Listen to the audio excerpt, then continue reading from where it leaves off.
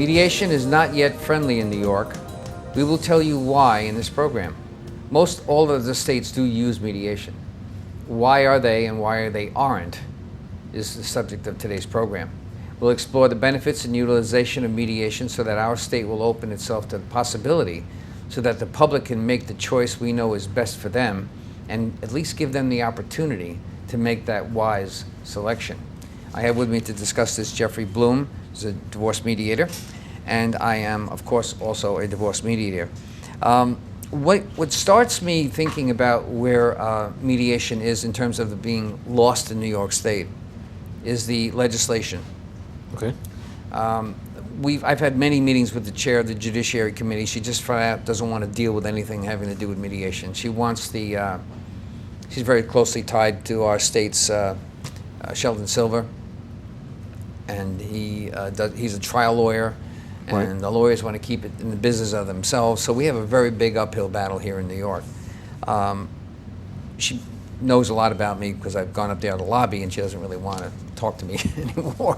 She'll do everything she can not to address mediation. And I've ran into both, but let me ask you, what is it does she actually tell you, other than the fear, which isn't a genuine fear of losing business?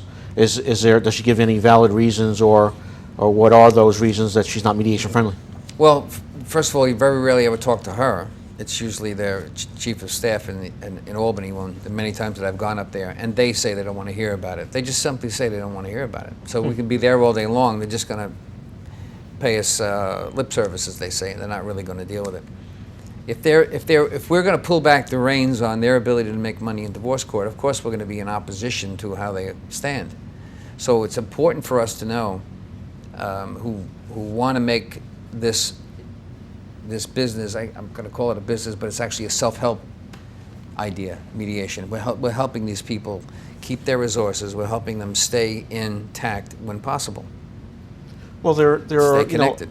I've gone to and sat in on family law cases in Nassau Family Court, and there have been couples come up and said, "Oh, we met with a mediator, or we came to an agreement." Right. The judges are very happy for that. So there are judges that like that. I was involved in a case in small claims court, not related to divorce, and I went with my attorney, and we went before the judge, and then everybody has to go and meet with a mediator in a different room before they come back to decide if they're going to go before the judge. Yeah. So there are mediation-friendly judges and attorneys who want that process. Yes, they're still in the minority. I mean, I did Nassau County divorces too. I did 2 of them. Ironically, one of the cases I had was litigating for 2.5 years, and the attorney said to me, "We can't settle this thing. We know that she's the problem," is all. They both agreed to it. Right. We just can't get her to settle. She stayed in the room. This was my very first mediation, and yelled and screamed for about 35, 40 minutes straight. But in less than an hour, we settled the agreement, because what she couldn't do in court is vent and be heard. You can't. The judge doesn't want to hear it. Right. Absolutely. Well, as a mediator, and now, mind you, this is my first case, so I was nervous. Okay. She's belting it out and yelling and screaming, and I didn't know how to stop her. I tried my best to stop her, but I just let her go. At one point, I just let her go. Accidentally, it was the right thing to do. Well, in mediation, because I didn't plan on it that way, that's for sure. One of the toughest parts of mediation I found in the years that I've been doing it is you have to give the couples, both parties, that chance to vent. And the toughest part I find sometimes is when is too much, when is not enough. And one of the advantages is in the mediation, everything's on the table, and people can talk about whatever they want, whatever is important to them. In a court, they can't do that.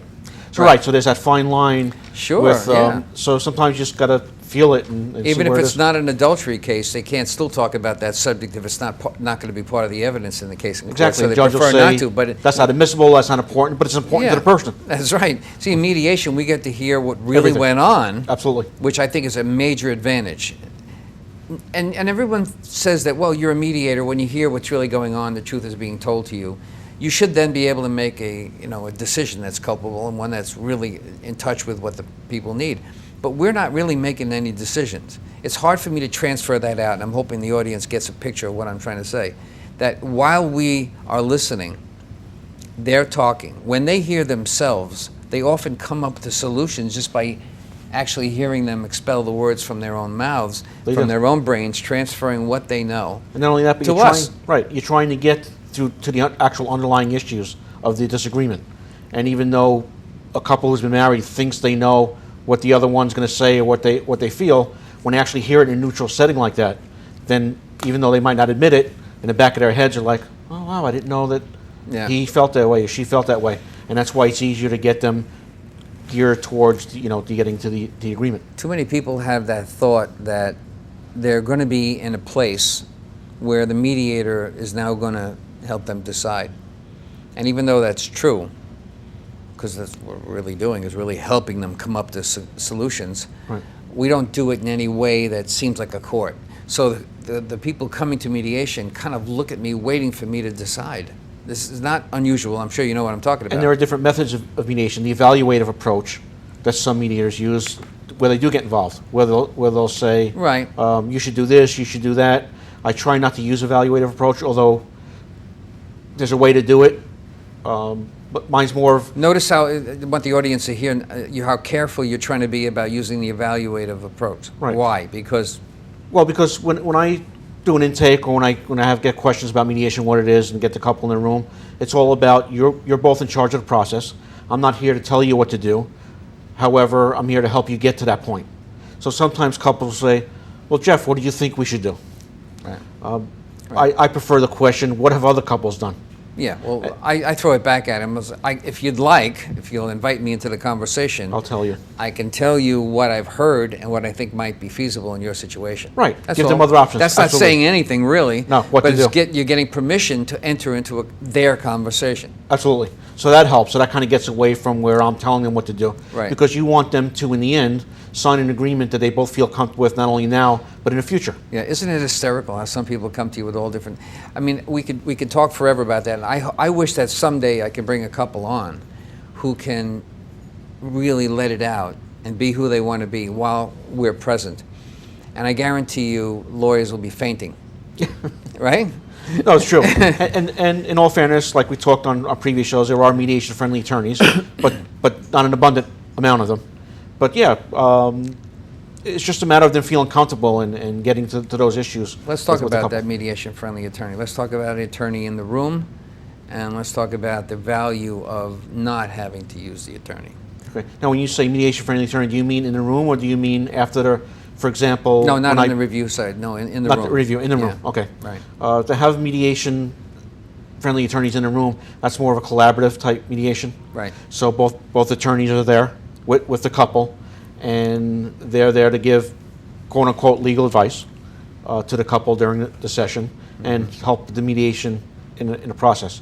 However, they sign a disclosure that if for some reason that this mediation can't be completed, let's just say there's an agreement, that they both attorneys agree not to represent them separately in a litigation process. Yes. So they're there for the confidentiality. They have to do that, I understand right, that, for the mediation to try to get something resolved. So it's a little bit of different scenario than if they were both hired two attorneys. And they also can't represent them after a mediation because they've signed the disclosure out. Right, which they can't go back into court. Well, they can't go back into court and then represent them individually. Correct. Okay, correct. okay. It's only during the mediation process. I wasn't sure if there's... Sorry, I might have not said it quite that way. Right. So if the mediation process breaks down, they're done also. Right. They're done as far as the process goes. And you know, some clients would think, I mean, some attorneys would think that they don't want to lose their client, and their clients would say the same. You know, maybe I don't want to lose that attorney, so maybe I don't want him to enter in the room and disclose him in or out. But it depends on the attorney. Like I said, I've had attorneys refer me business, and they're litigation attorneys in family law. They'll say, look, your case is pretty basic, or maybe it's not that basic, but you know, why spend a fortune on me, and it takes 2 years on the line? Go to Jeff, he's a mediator, he can help you out. But in a complicated case, somebody will call me, I might refer back to that attorney. So there might be an issue with, let's say, domestic violence, or my husband or my wife, they won't go to mediation. We can't sit in a room together. There's no way we agree. Yeah. You know, call this attorney. So it goes both ways. Not everything's 100% for mediation or for litigation. Sure. But couples should be educated, know what their options are. See, remember, we're in New York, and I have one advantage over the average mediator, and that is I worked for 3 years on other states' mediation practices. This is a long time ago. And there are some states where it's mandatory, right? Right, yeah. Tennessee, Florida, sure. Some cases in New Jersey now. Illinois, Connecticut, marginal situation. Connecticut, California has one. There's many states now. New York not yet. Well, New York probably, as long as the chair of the judiciary is still sitting there, will not happen because she wants everything to be litigated. getting back to where form matters, I don't think the average people coming to get divorced, the average person coming to meet us, has full awareness of what it is that we do. Right. And when we offer free Consultation. in the beginning to explain to them how mediation process works and what we can do inside that process, it doesn't ever get completely understood or believed. Not that we are lying, they just don't completely buy into the fact that that's what we're there for, to only facilitate their language together to make something happen. And there are ways to get They can't past get that, yeah. And both me and you have different ideas on that. What I do, and you, this is where you differ, when I have them in a room with me, I invite them to, if they're on the fence, talk to an attorney. They'll generally give you a free consultation also. Right. And we're here to talk about the mediation process, and then you decide what's best for you after that's said and done. I've had couples come to me When who've they're already too talked angry, to an the attorney. problem with that, excuse me for interrupting you, but the only problem I have with that, and that was the only reason why I objected the last time we talked about that subject, is because they can start an allegiance, or the attorney has more power in advancing "I'll take care of you" than we have. We don't have the "I'll take care of you" card in our deck of cards. We don't have that trump card. Here, I'll take care of you. I'll protect you. Right, but the issue with that is no attorney worth their salt, for lack of a better term, should tell any client that they can guarantee them this is what they'll get them. But- because you can't. You don't but- know what a court's well, going to do. You don't know how to process Go it. just to the side of that. That's fine. And I I get mentioned that. I And get mentioned that. Yeah. Well, no matter how good an attorney is. Not a guarantee, but when you say that you protect somebody, you're not really guaranteeing them anything. But there are attorneys who they'll use that protection as a guarantee. But they In other all words, have that trump card to support their client in the representative position. In Well, mediation, they don't have that. You can use any scenario. So the woman comes to the attorney and says, my husband's making this amount of money. We have 3 kids. I want the home. I want the 401ks. And the attorney will say to them, "I'll get you that. No problem." They can't do that, and they say rarely what the do that. client I wants know- to hear. That's I tell them that it's a win-win situation. So I have both of them in a room for a consultation, and you go through the litigation process. One side's going to win, one's going to lose. right. Generally, Right.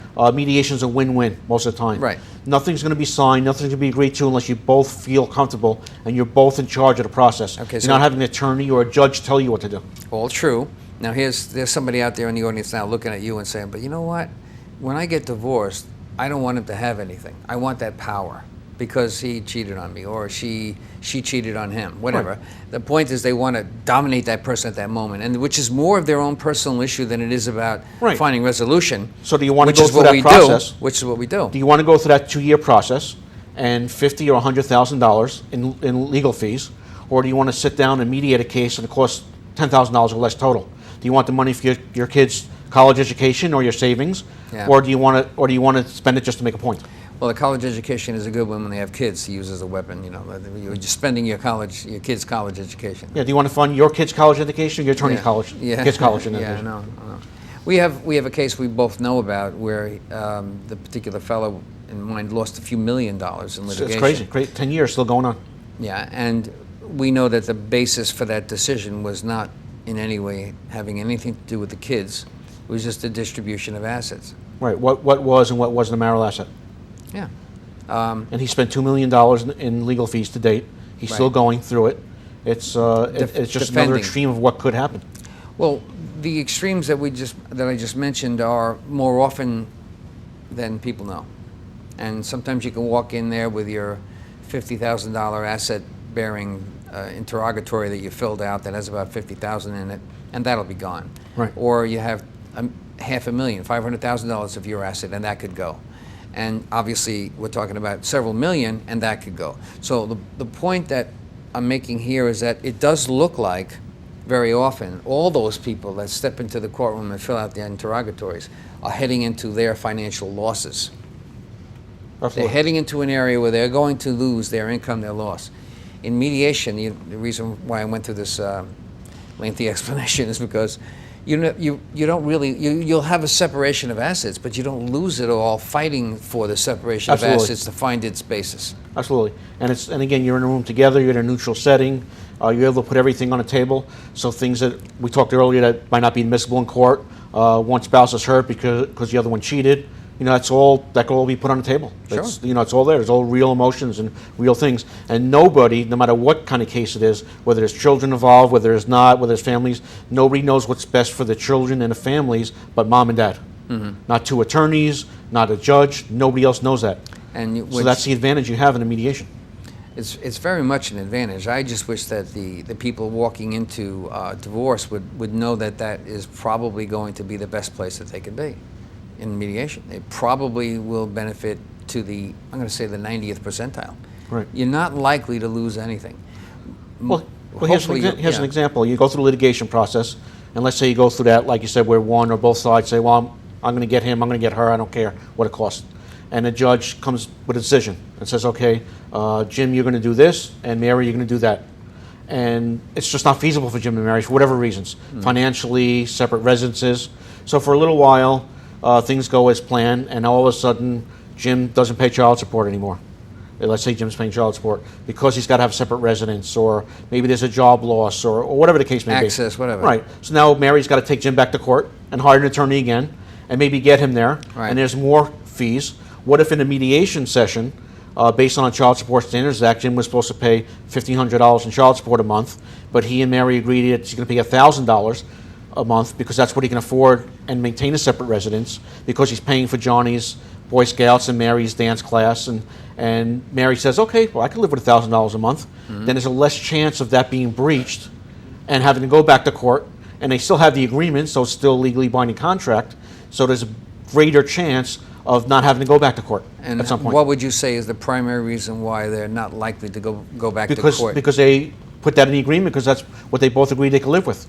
There's also the point I was going to get at is that nobody told them what to do. Right. They're coming up with this agreement to resolve their issues on their own, based on what they know is best. Compliance is always higher when you're not forced to do something. Absolutely. A court's always going to be forcing you into compliance, and individually you're not going to ever be forced in a mediation. Might you feel the weight of a quid pro quo, where you might have to give something up to get something else? I can't say that you don't feel that levy of weight on you to make a decision that you may not have originally been in favor of. Let's say, for instance, your wife cheated on you. You may not necessarily want to give her half the house. Right, and people don't realize that that's not a basis for getting more money either. You get that all the time. I'll have the one spouse call me and, well, he cheated on me, so now that means I'm entitled to the marital home, less right? money, yeah. Or more money. It has nothing to do with it. Right. It's a grounds for divorce under the default statute, although New York's now no fault divorce state. Right. But it has no bearing on how much money or assets you're going to get in the end. The statistics that I saw, when I did these, I belonged to a task force on mediation. I worked for almost 3 full straight years on learning how other states did it. And I was really intrigued by the solutions when you look at the cases, how they ran. Because some of the cases were legal cases. When you're looking at a case that's a legal case, you see the language is different. When you look at a mediation case, it's not really a case anymore. It's really more a description of what was said about the important aspects of their life. And shouldn't it be that way? It should be about what those fundamentals are in that person's life that describe the kid's need for a special class of ballet and her interest in it, or a 13-year-old's interest in it at that. You don't want to break that pattern of a 13-year-old girl taking ballet that loves her pattern, loves her life the way it is. You want to break that. So I'm interested, by putting the picture, as I said, I'm interested in how they deal with the picture of the kids themselves first. I try to get that done first. When you get those things done first, the other things seem to come easier. So they're not, in other states they do that. They don't necessarily have the picture out, but they deal with the issues of the children first and get the fundamental family absolutes complete, or as close to complete as they can get them, to get closer to resolution. In my practice, I haven't used the picture thing. We've talked about it, and I don't necessarily pick any certain topic first. What I like to do is leave that to the couple. In other words, if I'll ask them, is there anything you want to start off with first? If they don't, then I'll pick something, arbitrarily, or something I think that's kind of easier to get through and is easier to resolve. So then I get the confidence that the mediation process works. But it could, it could be something like that. They'll say, well, we want to discuss the kids. I had one couple that didn't want to talk about anything else unless they resolved custody and child support. That's what they want to do first. That's what we did. Right. So you should know, the audience should know that sometimes you're not comfortable talking as a participant in a mediation process, and it may take a while for you to develop a communication pattern that works while you're sharing with somebody you ordinarily wouldn't have talked with that much, but you can have me in the room to talk to me about that. Right. You're not necessarily getting an answer from me, but by facing me and by allowing myself to hear what she's saying from a root cause communication, the need to say something. When that happens, the other person in that room is listening, that other person's hearing, Right. and that other person is getting ready to share. Right. So it's kind of accidental in a way. Right. And even if they don't act like Even they if are, they they come are. in like, oh, I'm not talking to this bozo, I'm not talking to you either. Right. You'd be surprised how, I mean, the audience, They're there. I They're would forced to hope, listen. Right. would be surprised to know that that's going to happen. Right. It'll probably happen. Psychologists and psychotherapists are referring business to us now. And that seems to have been a major difference in our business, and I believe that that's going to create more of an opportunity for us going forward. No, absolutely. Because I prior know. to that, the lawyers were getting some cases they don't want to handle. There wasn't enough money in maybe. Right. So now we're having more of a wide-based clientele concerned about how their family's going to go Well, forward. just to backtrack about the money, even like you said, some lawyers might not take it because there's not enough. Sometimes couples don't want to spend that kind of money. You know, would you agree that the average, in Long Island, if a couple were to go to two separate attorneys, they're going to pay a minimum $15,000 to $20,000 retainer each, yeah, just to easy. start, Yeah. and that's not going to be all inclusive. So that's a major issue. How many people stay married because they can't afford it? Sure. The old saying, cheaper to keep her. Yeah, divorce is expensive. In mediation, you're actually going to get your solutions to your future in terms of divorcing without the major hit, and it's not really going to. You're not going to feel it the same way. Right. And the bigger feature, I want to go towards the children, if you don't mind, for just a moment. Sure. The biggest advantage, looking at how couples take care of their children and what they've done before, is that we never lose focus of that. And by not losing focus of where the kids are, the dysfunction level drops away. In court, the dysfunction level is much higher because you're in a confrontational battle where one attorney's protecting the other attorney's protecting their clients in such a way that the confrontation becomes relatively easy to merge. In our area of mediation, it's not a part of it. We actually separate that. And I find, like you said, and I agree with you, when it comes to the children, for the most part, that's a calm agreement, depending on what the issues are. But generally, There's a lot of agreement about the kids, right? The kids are the most important to both, no matter what, most of the time. And so that is a little bit easier, unless there's a flat out, no, you're not, or I don't trust you, and you get into those type of issues. But generally, it's easier. I've done something I want to bring up to you as another mediator, because I don't know if you've ever done anything. Did you ever give anybody a leg up on what their mediation is going to look like, the memorandum is going to look like, to give them an idea to look at it and to read it themselves?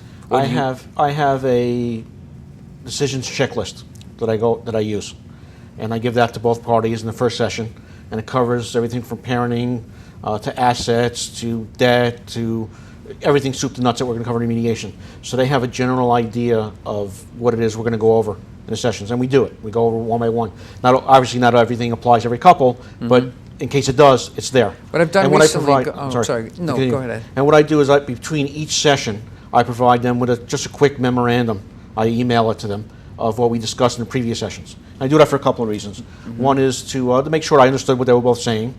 That's how I do it. In case they meant to say something, but that's not what they said, which happens, or they have questions.